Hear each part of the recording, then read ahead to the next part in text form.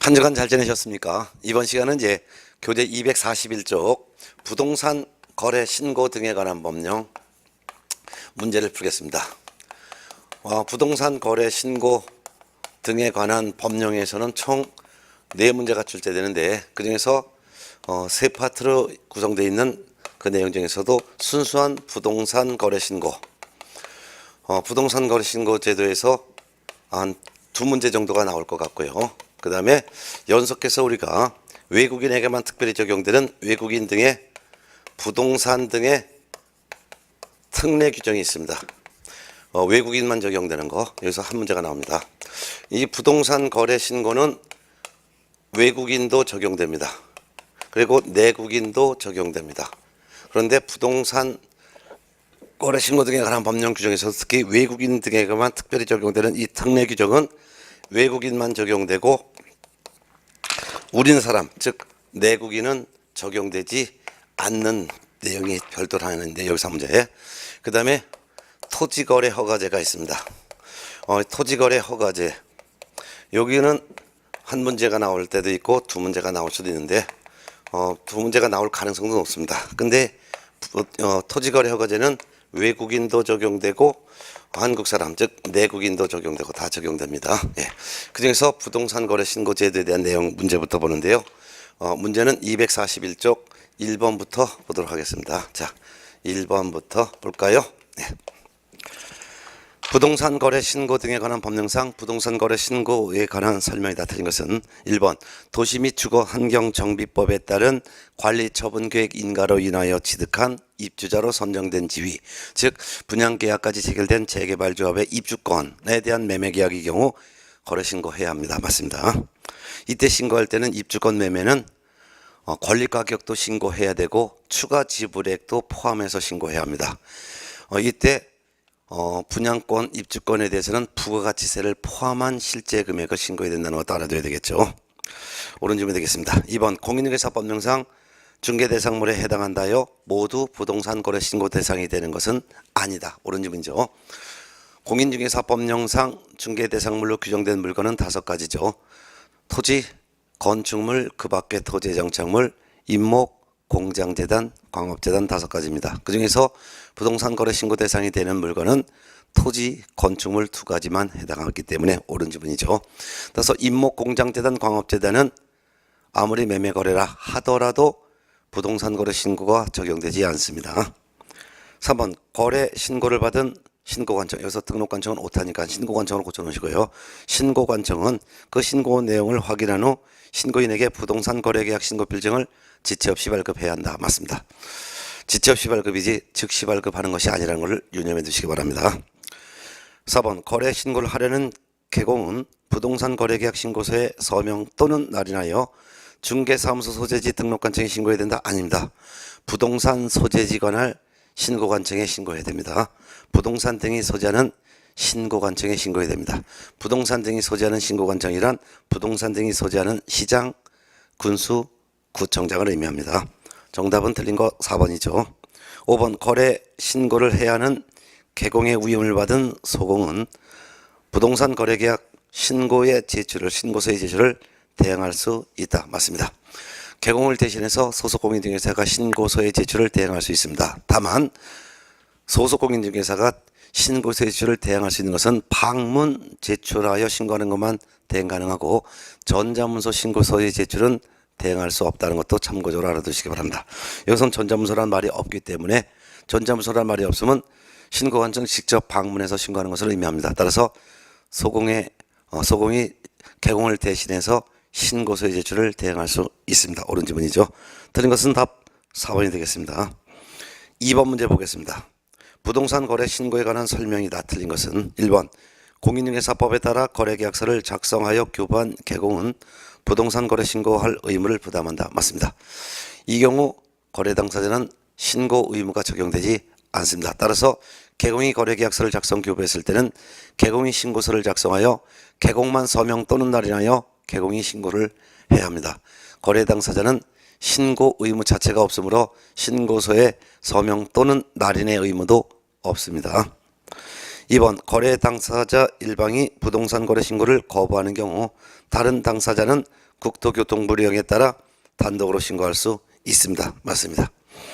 이럴 때는 이제 다른 일방이 공동신고를 거부하였기 때문에 다른 일방이 단독으로 신고한다는 내용을 기재한 사유서를 제출해야 되고 뿐만 아니라 거래계약서 사본도 제출해야 될 것입니다. 3번 개공에게 거짓으로 부동산 거래 신고를 하도록 요구한 자는 과태료 대상이 됩니다. 맞습니다. 이때 과태료 부과는 거짓 신고를 해달라고 요구했거나 또는 신고하지 말라고 요구한 거래 당사자는 500만 원 이하의 과태료 부과 대상자가 됩니다. 4번 신고관청은 부동산 거래 신고 내용이 누락되어 있는 경우 신고인에게 신고 내용을 보완하게 할 수 있습니다. 맞습니다. 부동산 거래 신고를 받은 신고관청은 신고 내용이 누락되어 있으면 보완할 것을 요구할 수 있고 신고 내용이 정확하지 아니하다고 인정하는 때는 이때는 거래계약서 사본 및 거래 대금을 지급하였음을 증명할 수 있는 서면의 제출을 요구할 수도 있습니다. 옳은 질문이죠. 5번 신고관청의 요구에도 거래 대금 지급을 증명할 수 있는 자료를 제출하지 아니한 자에게는 해당 부동산에 대한 취득세의 3배 이하에 상당하는 금액의 과태료가 부과된다. 아닙니다. 이때는 3천만 원 이하의 과태료가 부과됩니다. 3천만 원 이하의 과태료. 부동산 거래 신고 의무에서 위반에 대한 제재는 과태료 부과인데요. 과태료는 신고관청이 부과합니다. 이때 과태료 부과할 때 그 금액은 위반 내용에 따라 3가지로 분류될 수 있는데요. 첫 번째, 거짓으로 부동산 거래 신고한 자에 대해서는 취득가액의 100분의 5 이하의 과태료가 부과됩니다. 특히 거짓으로 부동산 거래 신고를 한 자를 신고관청 등 행정기관에 신고 고발한 자에 대해서는 신고관청이 이때는 포상금을 지급할 수 있고 포상금액은 과태료 부과금액의 100분의 20에 해당하는 포상금을 지급할 수 있습니다. 이때 포상금 지급은 포상금 지급 신청서가 접수된 날로부터 2개월 이내에 신고관청이 포상금을 지급해야 됩니다. 공인중개사법령상 포상금 지급은 무등록 중개업을 한 자, 부정한 방법으로 등록한 자, 등록증 또는 자격증을 양도대여한 자를 신고 고발한 자에 대해서 등록관청이 한 건당 50만 원의 포상금을 지급하고 포상금 지급은 포상금 지급 결정일로부터 1개월 이내 지급하도록 되어 있습니다. 그런데 부동산 거래 신고 등에 관한 법령에서는 거짓으로 부동산 거래 신고한 자를 신고하거나 또는 고발한 자에 대해서는 이때는 과태료 부과 금액의 100분의 20에 해당하는 포상금을 지급하도록 되어 있고 포상금 지급은 포상금 지급 신청서가 접수된 날로부터 2개월 이내 지급하도록 규정이 되어 있습니다. 결국 틀린 것은 5번이었습니다. 자, 한 장 넘어가서 3번 문제 보겠습니다. 부동산 거래 신고 등에 관한 법령에 대한 설명 중에서 옳은 것은 1번 이 법은 즉 부동산 거래 신고 등에 관한 법은 부동산 거래 등의 신고 및 허가에 관한 사항을 정하여 건전하고 투명한 부동산 거래 질서를 확립하고 국민 경제에 이바지함을 목적으로 한다. 옳은 질문이죠. 공인중개사법의 목적과 부동산 거래 신고 등에 관한 법의 목적이 완전히 좀 다르니까요. 구분해서 알아두시기 바랍니다.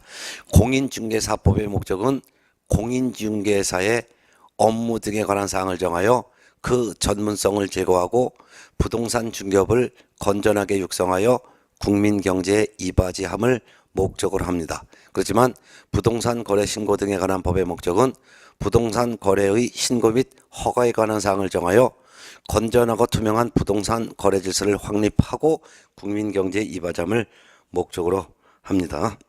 결국 옳은 거 답 1번 맞습니다. 2번 택지개발촉진법, 주택법 등 대통령령으로 정하는 법률에 따른 부동산에 대한 공급계약. 이게 바로 분양권과 입주권을 말하겠죠. 분양권, 입주권에 대한 공급계약. 신고대상, 아니다 신고대상이 되겠습니다. 그래서 택지개발촉진법, 주택법에 따른 공급계약, 즉 분양계약도 여기 신고대상이 되겠습니다. 택지, 분양권, 아파트 분양권을 말하고 택지개발촉진법에 따른 분양계약이란 택지 분양계약을 말하고 주택법에 따른 공급계약이란 아파트 분양계약을 말하는데 공급계약이란 말은 분양계약을 의미합니다. 따라서 택지개발촉진법에 따른 택지 분양계약, 주택법에 따른 아파트 분양계약, 즉 공급계약은 신고 대상에 해당합니다. 3번 거래 당사자는 택지개발촉진법에 따른 부동산에 대한 공급 계약에 따라 부동산을 취득할 수 있는 권리에 대한 매매 계약을 체결한 경우 30일 이내에 공동으로 신고해야 된다. 공동으로 신고하는 건 맞지만 60일 이내에 신고해야 됩니다. 그래서 매매 계약 체결일부터 60일 이내에 신고해야 합니다. 4번 거래 당사자 중 일방이 국가, 지자체, 대통령령이 정하는 자의 경우, 즉 국가 등인 경우에는 거래 당사자가 공동으로 신고해야 된다. 아닙니다. 이때는 국가 등이 신고해야 합니다. 그러면 일반 국민은 거래 당사자인 일반 국민은 신고 의무가 없고 국가 등만 신고 의무가 있습니다. 5번 개업 공인중개사가 거래계약서를 작성하여 교부한 경우에는 개업 공인중개사와 거래 당사자가 공동으로 신고해야 된다. 아닙니다. 개업 공인중개사가 거래계약서를 작성하여 교부한 경우에는 개업 공인중개사가 신고해야 합니다. 거래 당사자는 신고 의무가 없습니다. 4번 문제 보겠습니다. 부동산 거래 신고에 관한 설명 중에서 옳은 것은 1번 공인중개사 법령에 규정된 중개대상물은 모두 부동산 거래 신고 대상이 된다? 아닙니다. 중개대상물 중에서 부동산 거래 신고 대상이 되는 물건은 토지, 건축물밖에 없습니다. 임목, 공장재단, 광업재단은 신고 대상이 되지 못합니다. 2번 거래 당사자 중 일방이 신고를 거부하는 경우에는 다른 일방이 단독으로 신고할 수 있습니다. 여기까지 맞아요. 그렇지만 이 경우 즉 다른 일방이 단독으로 신고하는 경우 전자문서로 할 수 있다? 없습니다. 그 이유는 다른 일방이 공동신고를 거부하였다라는 이유를 적은 사유서 원본을 제출하고 계약서 4번도 첨부하기 때문에 다른 일방이 단독으로 신고할 때는 전자문서로 신고할 수 없고 신고관청을 방문하여 신고해야 합니다. 3번 개공이 공동으로 중개하는 경우 부동산 거래 신고는 공동으로 중개한 개공 중 어느 1인 명의로 해도 된다? 아닙니다. 거래 당사자가 공동으로 개업 공인중개사가 공동으로 중개한 경우에는 공동으로 중개한 개공이 공동으로 신고해야 됩니다. 공동으로 신고해야 되기 때문에 공동 명의로 신고해야 됩니다. 공동 명의로 신고한다는 것은 부동산 거래 신고서에 해당 개업 공인중개사가 공동으로 서명 또는 날인하여 신고서를 제출해야 된다는 의미입니다. 따라서 둘 중에 한 명의 개공만 서명 또는 날인하면 안 되고 공동 개공이 다 함께 서명 또는 날인하여 신고서를 제출해야 합니다. 4번 부동산 거래 신고를 하려는 개공은 부동산 거래계약 신고서에 서명 또는 날인하여 이를 중개사무소 소재지가 관할 시군구청장 즉 신고관청에게 제출해야 된다? 아닙니다. 중개사무소가 아니라 부동산 등 소재지를 관할하는 시군구청장인 신고관청에 제출해야 합니다. 5번 전자문서를 제외하고는 부동산 거래 신고 의무자인 거래 당사자의 의무를 받은 사람이 부동산 거래계약 신고서의 제출을 대행할 수 있다. 맞습니다. 전자문서를 제외한다는 것은 결국은 신고관청을 방문하는 경우를 말하고 방문하여 신고하는 것은 거래 신고 의무자인 당사자의 의무를 받은 자가 신고서의 제출을 대행할 수가 있습니다. 맞습니다. 그렇지만 전자문서로 신고서의 제출을 대행할 수는 없습니다. 그렇지만 전자문서가 아닌 신고관청 방문하여 신고하는 것은 위임을 받은 자가 신고서의 제출을 대행할 수가 있습니다. 옳은 질문 정답은 5번이죠. 5번 문제 보겠습니다. 부동산 거래 신고 대상에 해당하는 것으로 묶은 것은 부동산 거래 신고 대상은 토지 또는 건축물에 대한 매매 계약과 택지 분양권, 아파트 분양권에 대한 공급 계약과 분양권과 입주권에 대한 매매 계약의 경우에 한해서만 부동산 거래 신고 의무가 있습니다. 찾아보겠습니다. 기억번 부동산 등기 특별조치법상 검인을 받은 토지 매매 계약 신고 대상입니다. 토지는 신고 대상 부동산이고 매매 계약은 신고 대상 계약이기 때문에 맞습니다. 아무리 검인을 받았다 하더라도 신고 대상 부동산에 대한 계약은 신고해야 됩니다. 2번 농지법에 따른 농지 취득 자격 증명을 받은 농지 매매 계약도 신고해야 합니다. 농지는 신고 대상 부동산인 토지에 해당되고 매매 계약은 신고 대상 계약입니다. 아무리 농지 취득 자격 증명을 발급받았어도 신고해야 합니다. 디귿번 건축물의 임대차 계약. 건축물은 신고 대상 부동산이지만 임대차 계약은 신고 대상 거래가 아닙니다. 리을번 토지와 건축물의 교환 계약. 토지와 건축물은 신고 대상 부동산이지만 교환 계약은 신고 대상 거래가 아닙니다. 면번 임목에 관한 법에 따른 임목의 매매계약. 매매계약은 신고대상 거래지만 임목, 공장재단, 광업재단은 신고대상 물건이 아닙니다. 옳은 것은 기역, 니은 두 개가 되고 답은 3번이 되겠습니다. 6번 문제 보겠습니다. 부동산 거래 신고에 관한 설명 중 옳은 것은 1번 부동산 거래계약 신고서 제출은 당해 거래계약을 중개한 개공의 우인을 받은 소공이 대행할 수 없다. 소공이 대행할 수 있습니다. 단지 전자문서로만 대행할 수 없을 뿐입니다. 2번 개공이 매매계약서를 작성하여 교부한 경우 거래 당사자가 신고하였다면 개공은 신고해야 될 의무가 없다. 있습니다. 개공이 거래계약서를 작성 교부했으면 설령 거래 당사자가 부동산 거래 신고를 먼저 했다 하더라도 거래 당사자가 거짓 신고할 수 있기 때문에 거래 당사자가 거짓 신고한 것을 예방하고 방지하기 위해서 개공은 설령 거래 당사자가 먼저 신고했다 하더라도 개공은 거래계약서를 작성 교부했다면 개공은 부동산 거래 신고를 60일 내에 해야 할 의무가 있습니다. 3번 부동산 거래 신고는 부동산 등에 대한 매매 계약에 한한다? 아닙니다. 부동산 등에 대한 매매 계약 및 공급 계약에 한합니다. 즉 토지 건물에 대한 매매 계약과 분양권에 대한 공급 계약과 입주권에 대한 매매 계약 등이 해당되죠. 그래서 신고 대상 거래는 토지 건물에 대한 매매 계약, 두 번째는 택지 분양권과 아파트 분양권에 대한 공급 계약, 세 번째는 택지 분양권, 아파트 분양권 및 입주권에 대한 매매 계약이 신고 대상입니다. 따라서 매매 계약과 공급 계약에 한한다라고 해야 할 것입니다. 4번 개업 공인중개사가 폐업 신고 매매 계약서를 작성한 때는 거래 당사자가 신고해야 된다. 옳은 질문입니다. 개업 공인중개사가 폐업을 신고했습니다. 폐업 신고했으면 개공인지 아닙니다. 그런 다음에 매매 계약서를 작성했다는 것은 개공이 매매 계약서를 작성한 것이 아니라 일반인이 작성한 거죠. 이럴 때는 개공이 매매 계약서를 작성한 것이 아니므로 거래 당사자가 신고해야 합니다. 옳은 질문이죠. 정답은 4번입니다. 5번 소속 공인중개사가 신고서를 제출하는 경우 개업 공인중개사의 우임장을 신고관청에 제출해야 된다? 제출하지 않습니다. 소속 공인중개사는 시군구청장에 고용신고가 되어 있는 사람입니다. 따라서 시군구청장은 이 소속 공인중개사가 개공에 소속되어 있는 직원이라는 것을 알 수 있습니다. 따라서 소공이 부동산 거래 신고서의 제출을 대행할 때는 개공의 우임장이나 개공의 신분증명 사본 등을 제출하지 않습니다.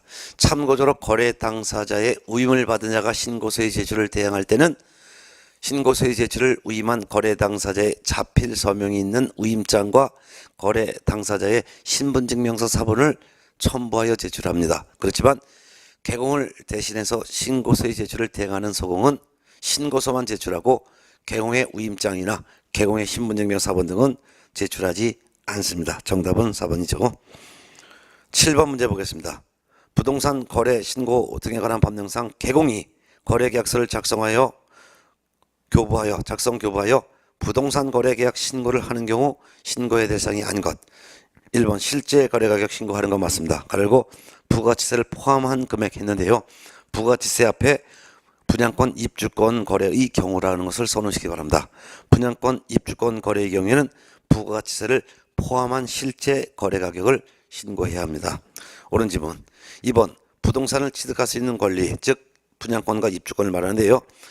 분양권 입주권에 관한 매매계약의 경우 그 권리의 종류 신고해야 합니다. 맞습니다. 분양권인지 입주권인지 신고해야 되겠죠.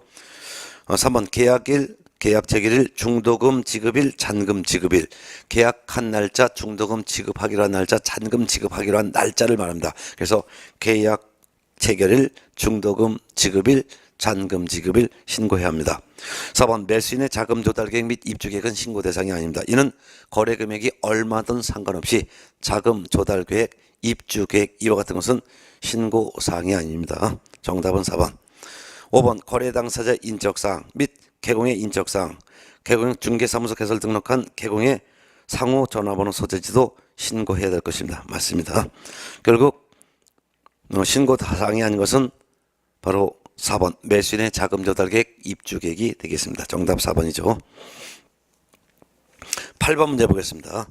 부동산 거래 신고 등에 관한 법령에 관한 내용 중 옳은 것은 1번 부동산 거래 신고는 부동산 등에 대한 매매 계약, 공급 계약을 체결한 날부터 6개월 이내 해야 한다. 아닙니다. 계약 체결일로부터, 즉 매매 계약, 공급 계약 체결한 날부터 60일 이내에 해야 합니다. 2번 사원 또는 구성원의 2분의 1 이상이 대한민국 국적을 보유하고 있지 아니한 법인 또는 단체도 이 법령상 신고 의무가 적용된다. 맞습니다.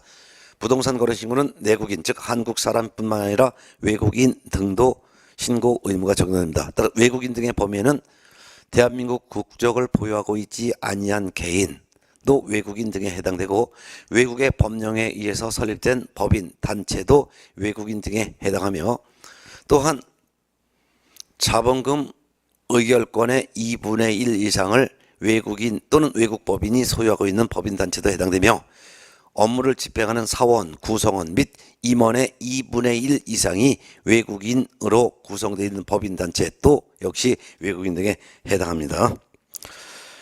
정답은 2번이고요. 3번 대한민국 국민이건 외국인이건 토지를 매수하는 경우 매수 용도를 신고해야 한다? 아닙니다.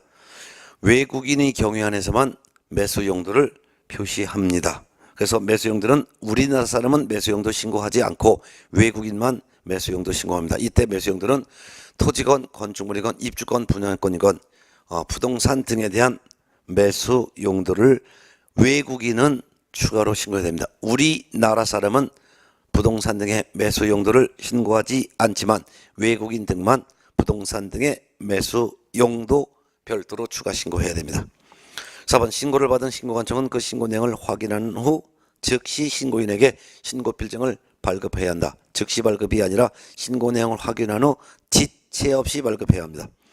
5번 신고인이 신고 필증을 발급받은 때에는 검인을 받은 것으로 봅니다. 여기까지 맞아요. 그런데 뒷짐은 소유권 이전 등기를 신청하는 때에 계약서의 검인을 받아야 한다. 검인 받지 않습니다.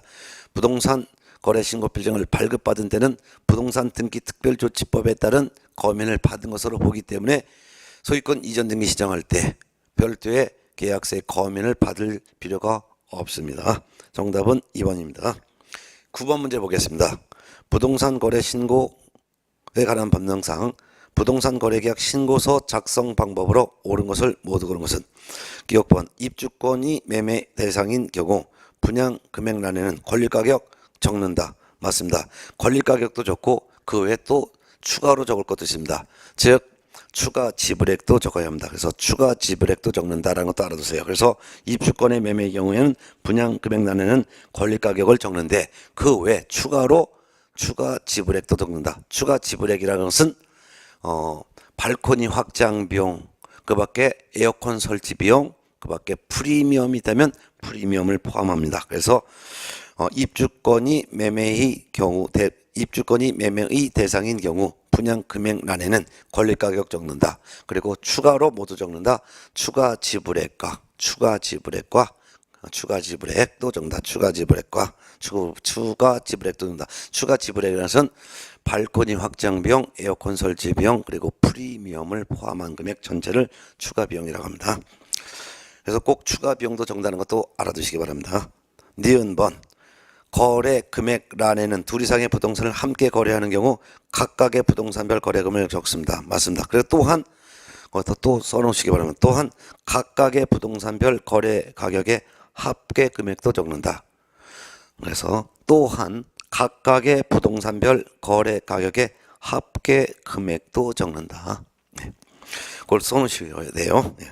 그래서 둘 이상의 부동산을 함께 거래할 때 총 거래 가격란에는 각각의 부동산별 거래 금액도 적고 합계 금액도 적는다. 그래서 각각의 부동산별 거래 가격의 합계 금액도 적는다 해서 옳은 걸로 하세요. 디귿번 종전토지라는 입주권 매매의 경우 종전토지에 대해서 작성한다. 맞습니다. 1번 계약의 조건 또는 기한은 부동산 거래 계약 내용에 계약 조건이나 기한을 붙인 경우에만 적습니다.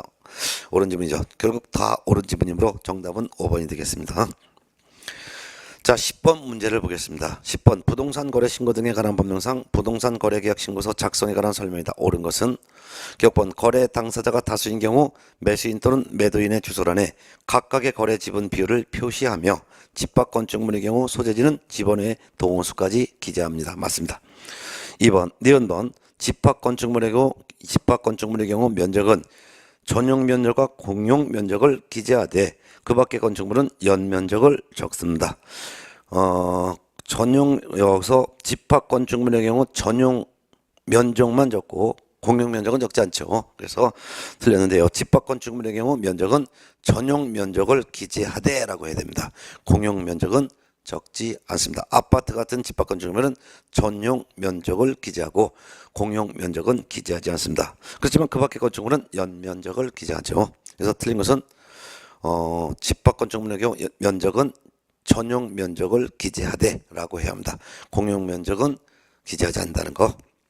그래서 니은번 틀린 걸로 하겠습니다. 디귿번 분양 금액 란에는 분양 권의 경우 분양 금액 즉 분양 가격을 말하는데 분양 가격을 근데 분양 가격뿐만 아니라 분양 가격과 발코니 등 옵션 비용 및 추가 지불액을 적습니다. 그래서 써놓으시기 바랍니다. 분양 금액 란에는 분양권의 경우 분양 금액 즉 분양 가격과 뭘 써놓냐면 발코니 등 옵션 비용 발코니 등 옵션 비용 및 추가 지불액을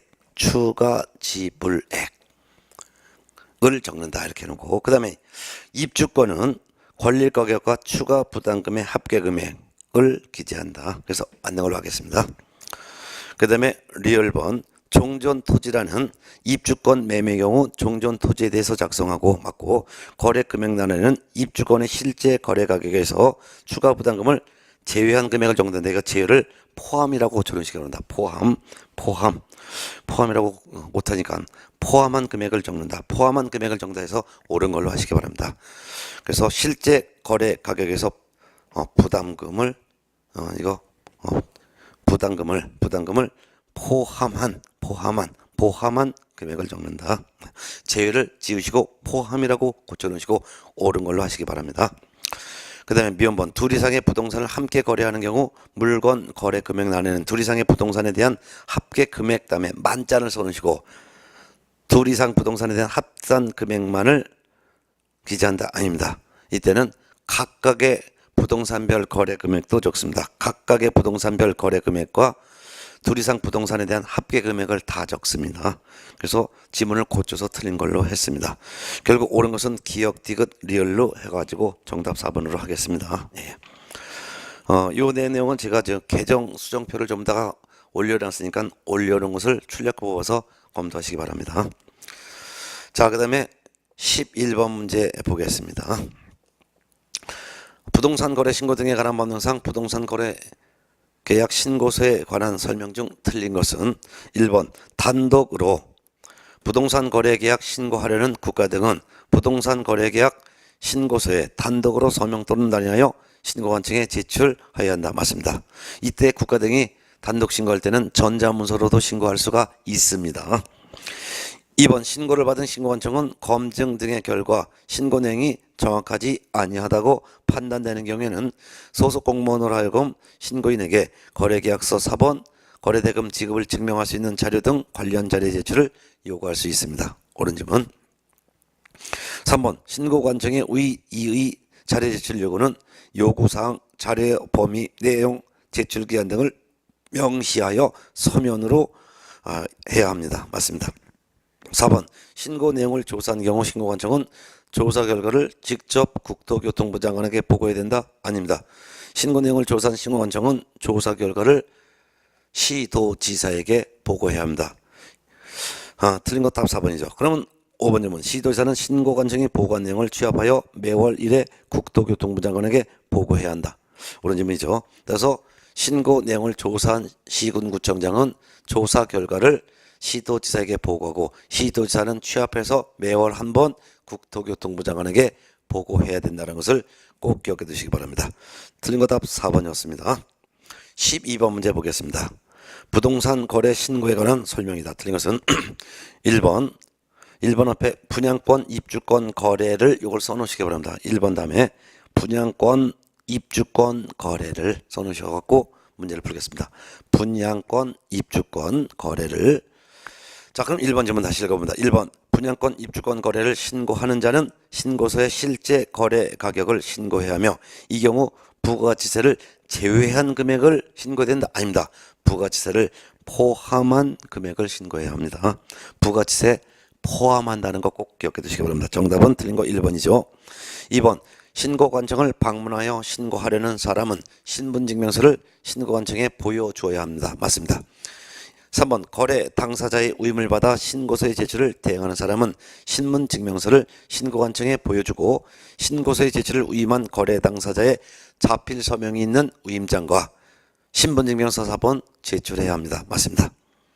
이 경우에는 사유서가 첨부되기 때문에 이때 신고서의 제출을 대행하는 사람은 신고의 권한을 위임한 사람의 자필 서명이 있는 위임장과 신분증명서 4번을 첨부하는데요. 이때 방문 신고만 가능하고 전자문서는 신고서 제출을 대행할 수 없다는 거 기억해 두시기 바랍니다.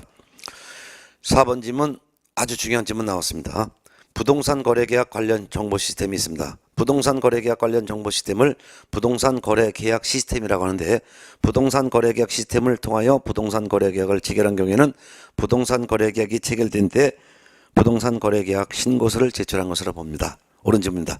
이거 올해 새로 신설된 규정이 꼭 나옵니다. 그래서 부동산 거래계약 시스템을 통하여 부동산 거래계약을 체결했을 때는 부동산 거래 신고서를 제출한 것으로 봅니다. 따라서 별도로 부동산 거래 신고 의무가 없습니다.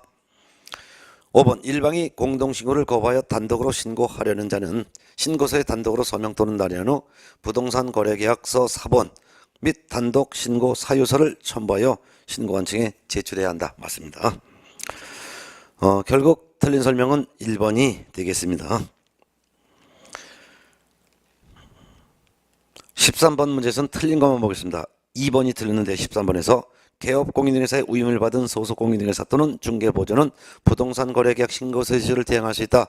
소속 공인중개사만 신고서의 제출을 대행할 수 있고 중개보조는 신고서의 제출을 대행할 수 없습니다. 정답은 2번으로 합니다. 자, 14번 문제 보겠습니다. 부동산 거래 신고 등에 관한 법령의 내용이다. 틀린 것은 1번 국토교통부 장관은 신고받은 내용 부동산 가격 공시 및 감정평가에 관한 법률에 따라 공시된 토지 및 주택에 가해 그 밖에 부동산 가격 정보 등을 활용하여 부동산 거래 가격의 검증 체계를 구축하여 운영해야 합니다. 맞습니다. 국토교통부 장관이 부동산 거래 가격의 검증 체계를 구축 운영, 즉 전국의 부동산 시세표 만들어야 됩니다. 2번 국토교통부 장관은 부동산 거래 가격의 검증 체계 구축 운영 및 부동산 정보 체계 구축 운영 업무를 부동산 관련 전문성이 있는 공공기관에 위탁할 수가 있습니다. 맞습니다. 국토교통부 장관이 부동산 거래 가격의 검증 체계 구축 업무, 그 밖에 부동산 정보 체계 구축 업무를 부동산에 관련된 전문성이 있는 기관에다가 공공기관에다가 위탁할 수 있습니다. 이때 전문성이 있는 기관에서 모든 기관이 가능한 것이 아니라 공공기관에만 위탁할 수 있다는 것도 유념해 두시기 바랍니다. 사기관에는 위탁할 수 없습니다. 3번 신고관청은 신고를 받은 경우 부동산 거래 가격 검증 체계를 활용하여 그라는 것은 신고입니다. 신고의 적정성을 검증해야 합니다. 맞죠? 4번 그 다음에 신고관청은 검증 결과를 해당 부동산의 소재지를 관할하는 세무서장에게 통보해야 하며 통보받은 관할 세무서장은 해당 신고 내용을 국세 또는 지방세 부과를 위한 과세 자료로 활용할 수가 있습니다. 맞습니다. 5번 국토교통부 장관은 부동산 등의 실제 거래 가격을 거짓으로 신고한 자를 관계 행정기관이나 수사기관에 신고하거나 고발한 자에 대해서 예산의 범위 안에서 보상금을 지급할 수 있다. 보상금을 지급할 수 있는 거 맞습니다. 그런데 국토교통부 장관이 보상금을 지급할 수 있는 것이 아니라 신고관청이 지급할 수 있습니다. 이때 예산의 범위 안이라는 것은요. 과태료 부과금액의 100분의 20에 해당하는 금액만큼의 보상금을 지급할 수 있다는 뜻이고 그 보상금은 아무리 많이 준다 하더라도 한 건당 1,000만 원 범위 내에서만 지급할 수가 있습니다. 한 건당 1,000만 원 범위 내에서 지급할 수 있습니다. 거짓으로 부동산 거래 신고한 자를 신고 고발한 경우 보상금을 지급할 수 있다라고 했는데 예를 들어서 실제 부동산 거래 가격이 10억짜리예요. 근데 이걸 갖다가 만일 5억에 거래했다라고 신고해요. 이거 거짓 신고한 거죠. 이 거짓 신고한 사람을 신고 고발하면은 보상금을 주는데 이때 실제 거래 가격이 10억이죠. 그러면 거짓 신고했으니까 과태료 부과는 취득가액의 100분의 5입니다. 그러면 10억 원의 100분의 5 범위 내에서 과태료가 부과되는데 100분의 5라는 것은 5%죠. 그럼 5%가 5천만 원 범위 내에서 과태료가 부과된다는 말입니다. 그러면 이 과태료 부과 금액이 5천만 원이라고 만드신다면 5천만 원의 포상금은 100분의 20만큼의 포상금을 지급한다는 거예요. 그러면 결국 5천만 원의 100분의 20은 얼마요? 1천만 원. 1천만 원까지도 포상금 지급이 가능하다 그 말입니다. 포상금 지급이 가능하다 그 말이죠. 예. 근데 만일 실제 거래 가격이 20억이에요. 근데 10억에 계약했다라고 거짓 신고했어요. 그러면 실제 거래 가격 20억 원에 취득 가격이 20억이죠. 이거에 100분의 5 이하의 과태료니까 결국 1억 원 이하의 과태료가 부과된다는 거죠.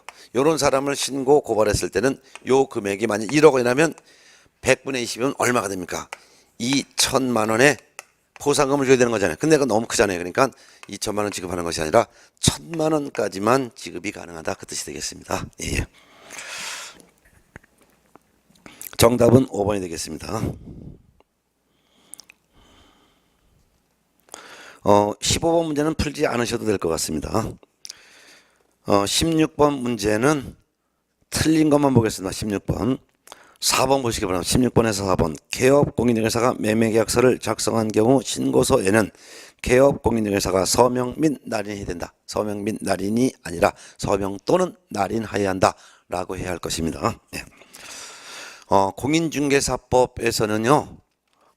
확인설명서 및 거래계약서에는 개공과 당해중개에 의한 소공이 함께 서명 및 날인하여야 한다라고 규정하고 있습니다. 그런데 부동산 거래 신고 등에 관한 법령에서는 서명 또는 날인이라고 되어 있습니다. 17번 문제 한번 보겠습니다.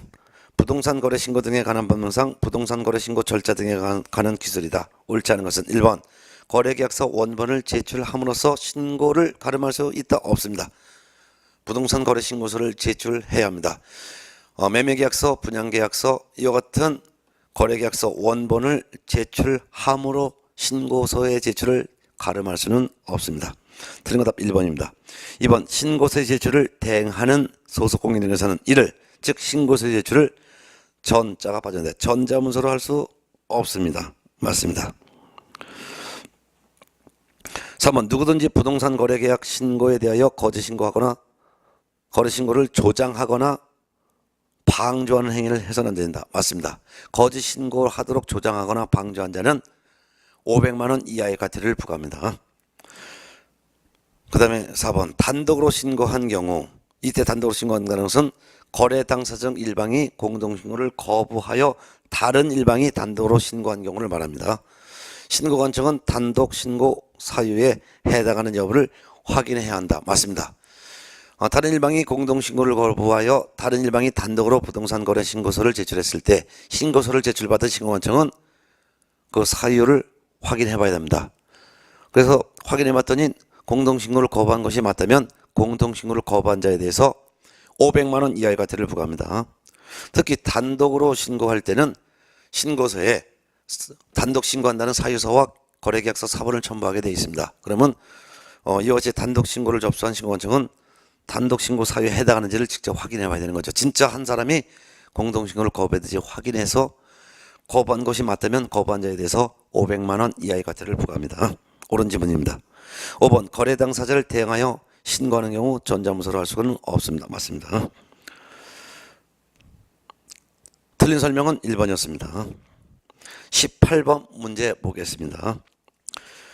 부동산 거래 신고 등에 관한 법령상 부동산 거래계약 해제 등 신고에 관한 설명이다. 옳은 것은 1번 부동산 거래계약 신고서를 제출한 후 해당 부동산에 대한 거래계약이 무효, 취소 또는 해제가 된 경우 거래 당사자 또는 개공은 부동산 거래계약 해제 등 신고서에 서명 또는 날인하여 신고관청에 제출해야 한다. 아닙니다. 할 수 있다라고 해야 합니다. 부동산 거래 신고는 계약 체결로부터 60일 내 하여야 합니다. 그렇지만 부동산 거래 신고한 이후 그 거래 계약이 무효, 취소, 해제된 경우엔 해제 등의 신고서를 제출할 수 있다입니다. 1번 틀렸고요. 2번 개업 공인중개사가 해제 등 신고서를 제출하는 경우 거래 당사자 서명 또는 날인 필요 없습니다. 맞습니다. 이거 제가 필요하다라고 고쳐놓고서 틀린 걸로 하라고 그랬는데요. 필요 없습니다. 필요 없습니다. 그래서 개정됐습니다. 금년 5월 전까지는 개공이 해제 등의 신고서를 제출할 때 거래 당사자의 서명 또는 날인도 해야 된다 했는데 금년 5월 25일부로 개정돼서 개업공인중개사가 해제 등의 신고서를 제출할 때는 거래 당사자의 서명 또는 날인 필요 없습니다. 개공만 해제 등의 신고서에 서명 또는 날인하면 됩니다. 3번 해제 등 신고서를 제출하는 경우에는 거래계약서 4번을 제출해야 한다. 해제 등의 신고서만 제출합니다. 별도로 거래계약서 4번이나 원본 제출하지 않습니다. 4번 개업공인중개사가 해제 등 신고를 전자문서로 하는 경우 거래 당사자의 서명 또는 날인을 받아둘 필요가 없습니다. 맞습니다. 이거 제가 받아둬야 하고 틀리라고 했는데요. 이것도 개정됐습니다. 금년 5월 25일부로 개공이 부동산 거래계약의 해제 등 신고를 전자문서로 하는 경우 과거에는 거래 당사자의 서명 또는 날인을 받아두어야 된다라고 하였는데 이게 폐지됐습니다. 따라서 개공이 해제 등의 신고서를 하는 경우에도 개업공인중개사가 해제 등의 신고를 하는 경우 거래 당사자의 서명 또는 날인을 받아두지 않습니다. 네. 5번 신고를 받은 신고관청은 그 내용을 확인한 후 부동산 거래계약 해제 등 신고서를 해제 등 확인서를 신고인에게 지체 없이 발급해야 한다. 맞습니다. 그래서 해제 등의 신고를 받은 신고관청은 그 내용을 확인한 후 부동산 거래계약 해제 등이 되었다는 확인서를 지체 없이 발급해야 됩니다. 맞습니다. 결국은 제가 지문을 고쳐서 하게 되면 답을 그냥 5번 하나지만 지문을 고치지 않으면 옳은 것은 2번, 4번, 5번 3개가 됩니다. 그래서 이 지문을 고치지 않았다면 2번, 4번, 5번 3개가 옳은 지문이 됩니다. 이거는 문제가 나온 이후 법이 개정됐기 때문입니다. 네. 그 다음에 19번 문제 보겠습니다. 부동산 거래 신고 등에 관한 법령상 부동산 거래의 정정 신청에 관한 내용 중 틀린 것은 1번 개업공인중개사 1번 거래 당사자 또는 개공은 부동산 거래계약 신고한 내용 중 거래 지분 비율이 잘못 기재된 경우 신고관청에 신고내용에 정정 신청할 수 있습니다. 맞습니다. 2번 정정 신청은 전자문서로도 할 수 있습니다. 맞고요. 3번 정정 신청을 하려는 거래 당사자 또는 개공은 발급받은 신고 필증에 정정사항을 표시하고 해당 정정 부분에 서명 또는 날인하여 신고관청에 제출을 해야 합니다. 정정 신청을 하려면은 고친 부분에 고친 사람의 서명 또는 날인해서 이 신고 필증을 그대로 신고관청에 반납해야 된다는 뜻입니다. 맞습니다.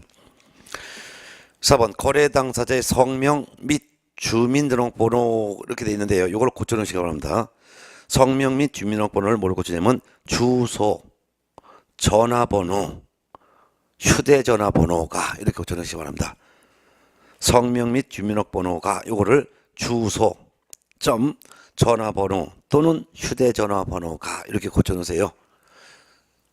이것도 개정됐습니다. 그래서 거래 당사자의 주소, 전화번호 또는 휴대전화번호가 잘못 기재되어 정정 신청을 하려는 경우에는 발급받은 신고필증에 해당 거래 당사자가 공동으로 서명 또는 날인해야 된다. 들었습니다.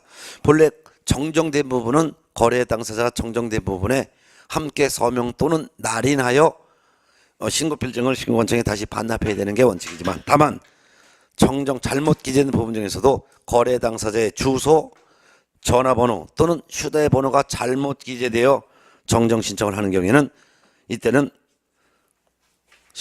정정 신청을 한 사람 단독으로 서명 또는 날인하여 정정 신청을 할 수가 있습니다. 그래서 그 밑에 해설도 4번 해설도 고쳐놓으시기 바랍니다. 해설도 거래 당사자의 성명 및 주민등록번호가 요거를 성명 및 주민등록번호가를 주소, 전화번호 또는 휴대전화번호가 이렇게 고쳐놓으시고 그래서 해설도 4번 거래 당사자의 주소, 전화번호 또는 휴대전화번호가 잘못 기재되어 정정 신청을 하려는 경우에는 발급받은 신고필증에 해당 거래 당사자 일방이 단독으로 서명 또는 날인하여 정정 신청할 수 있다라고 하시기 바랍니다.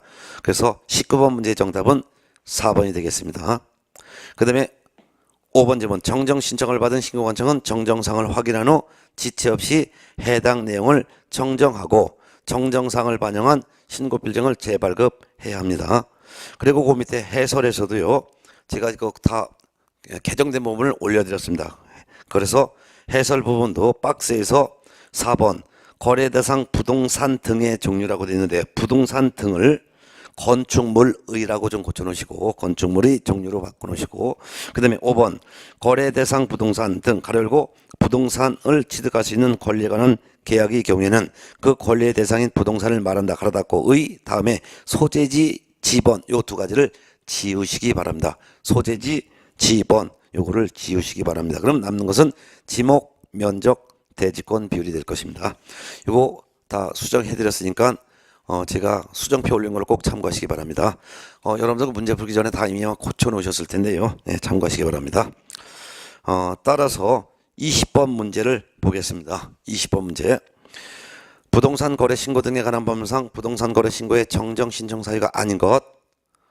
1번 거래 당사자의 주소, 전화번호, 휴대전화번호가 잘못 기재된 경우 정정 신청할 수 있고 2번 개공의 전화번호, 상호 또는 사무소 소재지가 잘못 기재된 경우도 정정 신청할 수 있고 3번 거래 대상 부동산 등의 종류라고 하는데 부동산 등을 건축물로 고쳐놓으시고 건축물의 종류 그 다음에 소재지 지번을 지우시고 지목 면적 및 대지권 비율이 잘못 기재된 경우 이렇게 그 다음에 4번 거래 당사자의 성명 주민등록번호가 잘못 기재된 경우 요거는 싹 지우시기 바랍니다. 4번 질문은 완전히 싹 지우시기 바랍니다. 싹 아니다 아닌 거니까 그냥 4번 그대로 두면 되겠네요. 이게 정답입니다. 4번 그래서 거래 당사자의 성명 및 주민등록번호가 잘못 기재된 경우 이게 답이 되겠습니다. 이게 답이. 그래서 거래 당사자의 성명 주민등록번호가 잘못 기재된 경우는 정정 신청 사유가 아니고 정답 4번. 5번 거래 지분 비율이 잘못 기재된 경우 옳은 지문. 결국 정정 신청 사유가 아닌 것은 4번 거래 당사자의 성명 및 주민등록번호가 잘못 기재된 경우는 정정 신청 사유가 아닙니다. 자, 그 다음에 21번 문제 보겠습니다. 부동산 거래 계약의 변경 신고에 관한 기술 중 틀린 것은 1번 거래 당사자 또는 개공은 부동산 거래계약 신고한 내용 중 거래 지분 비율이 변경된 경우에는 신고관청에 신고 내용 변경 신고할 수 있습니다. 맞고 2번 부동산 등기법에 따른 부동산에 관한 등기 신청 후에도 신고관청에 신고 내용에 변경 신고할 수 있다? 할 수 없습니다. 변경 신고는 등기 신청 전에만 신고관청에 신고 내용에 변경 신고를 할 수 있습니다. 답은 2번이죠. 3번 변경 신고를 하려는 변경 신고하는 거래 당사자 또는 개공은 부동산 거래계약 변경 신고서에 서명 또는 날인하여 신고관청에 제출해야 합니다. 맞고 4번 부동산 등의 면적 변경이 없는 상태에서 거래 가격이 변경된 경우에는 거래계약서, 사본 등 그 사실을 증명할 수 있는 서류를 첨부해야 할 것입니다. 맞고 5번 변경 신고를 받은 신고관청은 변경사항을 확인한 후 지체 없이 해당 내용을 변경하고 변경사항을 반영한 신고 필증을 재발급해야 합니다. 맞습니다. 결국 틀린 것은 2번이 되겠습니다. 23번 문제 변경 부동산 거래 변경 신고 사유가 아닌 것 1번 거래 지분 비율 거래 지분 거래 대상 부동산의 면적 거래 가격 이렇게 되어 있는데요. 일단 1번은 맞고요. 2번 거래 조건 기한 맞고 3번 중도금 지급일 맞고 4번 잔금 지급일도 맞습니다. 이거 개정됐습니다. 그래서 과거에는 잔금 지급일 잔금 및 지급일은 변경 신고 사유가 아니었는데 이것도 포함되는 걸로 개정됐습니다. 그래서 3번처럼 중도금 및 지급일과 잔금 및 지급일도 변경 신고 사유가 됩니다. 5번 공동 매수의 경우 일부 매수인의 변경 일대 변경이란 매수인 일부가 제외되는 경우를 말하고요. 그 다음에 거래 대상 부동산 등이 다수인 경우 일부 부동산 등의 변경 이때 일부 변경이라는 것은 거래 대상 부동산 등 일부가 제외되는 경우를 말합니다. 따라서 22번에서는 변경 신고 사유가 아닌 것은 없습니다. 그래서 정답은 없습니다. 답 고쳐놓으시고요. 개정됐습니다. 그래서 해설도 4번 잔금 및 지급일이 변경된 경우에는 변경 신고할 수 있는 사유에 해당하지 않는다. 이거 해당합니다라고 고쳐놓으시기 바랍니다. 그래서 개정이 됐기 때문에 변경 신고할 수 있는 사유는 다 해당됩니다. 그래서 그 밑에 해설 박스에서도 6번 중도금 및 지급일 이렇게 되는데 중도금 다음에 중도금 점 잔금 써놓으시기 바랍니다. 중도금 점 잔금 및 지급일 결국 중도금 지급일과 잔금 지급일도 변경 신고할 수 있는 사유에 해당한다라는 것을 기억해 두시기 바랍니다. 개정됐습니다. 자, 23번 문제 보겠습니다. 부동산 거래 신고 등에 관한 법령상 벌칙 및 행정처분에 관한 설명 중 틀린 것은 1번 부동산 거래 신고 의무 위반자에 대한 과태료는 신고관청이 부과 징수합니다. 맞고 2번 개공에게 과태료를 부과한 신고관청은 부과일부터 10일 이내 해당 개공의 중개사무소 그리고 법인의 경우에는 주된 중개사무소를 말하는데요. 관할 시군구청장에게 과태료 부과 사실을 10일 이내 통보해야 합니다. 맞고 3번 거래대금 지급을 증명할 수 있는 자료를 제출하지 아니하거나 거짓으로 제출한 자 또는 그 밖에 필요한 조치를 이행하지 아니한 자에 대해서는 3천만 원 이하의 과태료를 부과한다. 맞죠? 4번 신고를 거짓으로 한 자에 대해서는 해당 부동산 등의 취득가액의 100분의 5 이하에 상당하는 금액의 과태료를 부과한다. 맞죠? 5번 개공에게 신고하지 아니하게 하거나 거짓으로 신고하도록 요구한 자는 해당 부동산 등의 취득가액의 100분의 5 이하에 상당하는 금액의 과태료를 부과한다. 아닙니다. 거짓 신고하지 말 것을 요구하거나 거짓 신고를 요구한 거래 당사자에게는 500만 원 이하의 과태료를 부과합니다. 물론 이러한 요구에 따라 개공이 신고하지 않으면 개공도 500만 원 이하의 과태료를 부과하고 거짓 신고 요구를 받은 개공이 거짓으로 신고를 했다면 거짓 신고한 개공에게는 취득가액의 100분의 5 이하의 과태료가 부과되겠죠. 정답은 5번이 되겠습니다. 부동산 거래 신고 제도에서 마지막 문제가 24번입니다. 24번.